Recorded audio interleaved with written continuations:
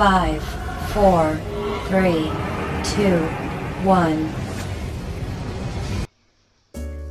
Bismillahirrahmanirrahim. Alhamdulillahirrabbilalamin. Wassalatu wassalamu ala asyrafil anbiya'i wal mursalin wa ala alihi washabihi ajma'in. Assalamualaikum warahmatullahi wabarakatuh.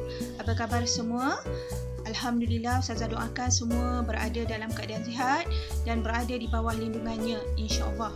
Alhamdulillah, bersyukur kita ke hadrat Ilahi kerana pada hari ini kita dapat dipertemukan lagi dalam keadaan yang aman dan harmoni. Untuk itu Ustazah mengucapkan terima kasih kepada semua yang mengunjungi channel Ustazah, channel Uzra. Jangan lupa untuk subscribe agar Ustazah boleh terus berkongsi ilmu dan memberi manfaat kepada semua. Alhamdulillah, mari kita teruskan pembelajaran kita hari ini dengan tajuk Allah Subhanahu Wa Taala Pengurnia Hidayah, pelajaran Pendidikan Islam tingkatan 2 dalam bidang Al-Quran. Diharap pelajar semua sudah bersedia. Objektif pembelajaran hari ini, kita akan membaca bersama-sama surah Ali Imran ayat ke-8. Yang kedua, kita akan mengetahui intisari ayat. Yang ketiga, kita akan mengetahui maksud hidayah dan perkara yang berkaitan dengannya. Dan seterusnya, mengetahui pengajaran ayat. Subhanallah, mari kita baca ayat dengan betul, lancar serta bertajwid surah Ali Imran ayat ke-8. A'udzu billahi minasyaitonir rajim. Rabbana la tuzigh qulubana ba'da idh hadaitana wa hab lana min ladunka rahmah innaka antal wahhab. Surah Ali Imran ayat ke-8. Baiklah, mari kita baca maksud ayat. Wahai Tuhan kami, janganlah engkau memesongkan hati kami sesudah engkau berikan petunjuk, yakni hidayah kepada kami, dan kurniakanlah kepada kami limpah rahmat daripada sisimu. Sesungguhnya engkau jualah Tuhan yang maha pemberi kurnia. Subhanallah, mari kita lihat intisari ayat. Intisari ayat yang pertama, umat Islam perlu berdoa agar ditetapkan hati dalam hidayah. Yang kedua, Allah Subhanahu Wa Taala meneguhkan hati mukmin dalam keimanan sebagai tanda rahmat dan kasih sayangnya.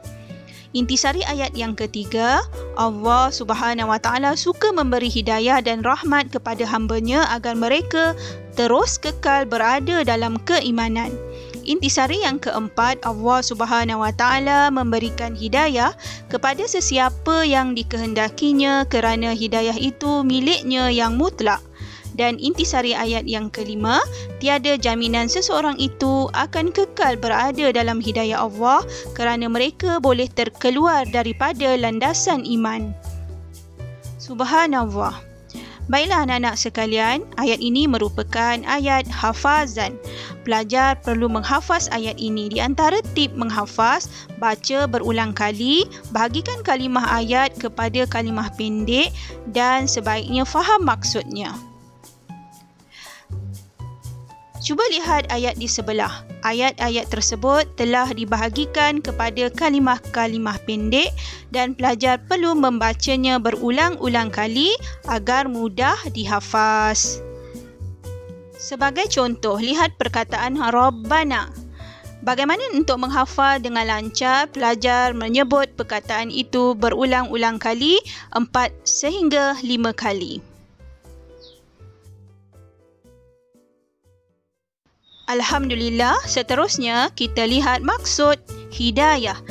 Hidayah dari segi bahasa ialah petunjuk, manakala hidayah dari segi istilah bermaksud petunjuk Allah ke arah kebenaran.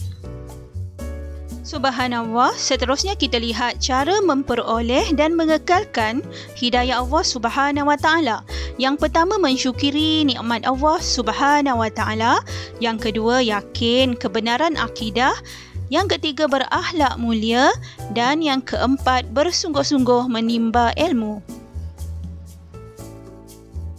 Subhanallah, bagaimana kita nak mengetahui ciri-ciri orang yang mendapat hidayah dari Allah? Yang pertama, orang tersebut tabah dan sabar menghadapi cabaran hidup. Ciri yang kedua, berfikiran terbuka dan berpandangan jauh. Ciri yang ketiga pula ialah senang menerima kebenaran. Ciri yang keempat, hidup dalam keadaan tenang dan gembira. Ciri yang kelima, mudah melakukan kebaikan.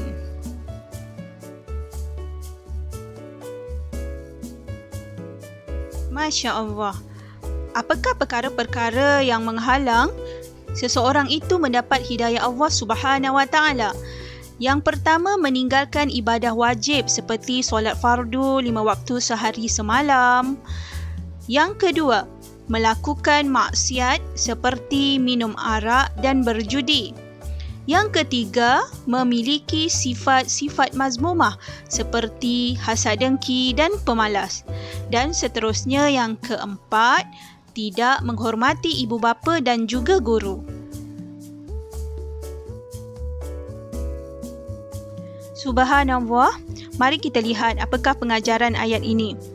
Pengajaran ayat ini yang pertama ialah kita hendaklah meninggalkan segala perbuatan yang menghalang kita mendapat hidayah Allah supaya hidup diberkati oleh Allah Subhanahu Wa Taala. Pengajaran ayat yang kedua pula ialah kita hendaklah sentiasa berdoa untuk memperoleh hidayah Allah. Yang ketiga pula ialah kita akan hidup bahagia di dunia dan akhirat kerana mendapat hidayah daripada Allah Subhanahu Wa Taala.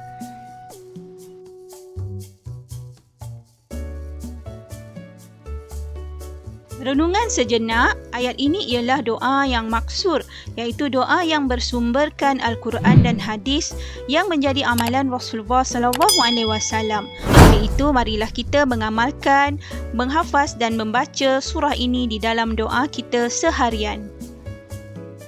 Baiklah anak-anak sekalian, aktiviti seterusnya latihan, iaitu latihan kebat.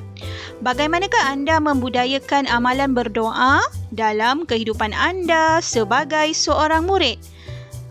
Pelajar perlu menjawab dan hantar kepada ustazah selepas pembelajaran ini. Alhamdulillah. Terima kasih kepada yang menonton sehingga selesai. Semoga ia memberi manfaat kepada semua. Jangan lupa like, share and subscribe. Jumpa lagi. Ila liqa. Assalamualaikum warahmatullahi wabarakatuh.